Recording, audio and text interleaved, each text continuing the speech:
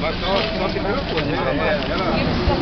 Que é uma coisa completamente diferente, mas nós estamos errados do mesmo jeito.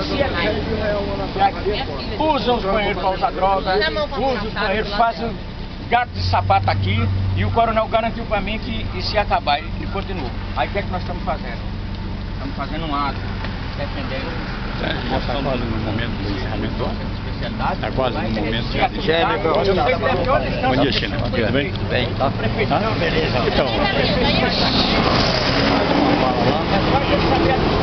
dizendo que logística, um comentário logístico em relação a si.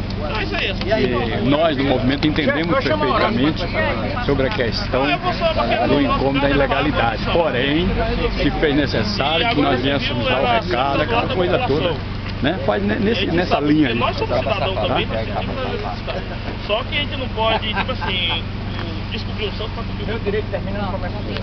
Tá bem com ele. E aí, meu querido? Como é que tá? Você? Bem, camarada. Vou chamar o Horácio para aqui.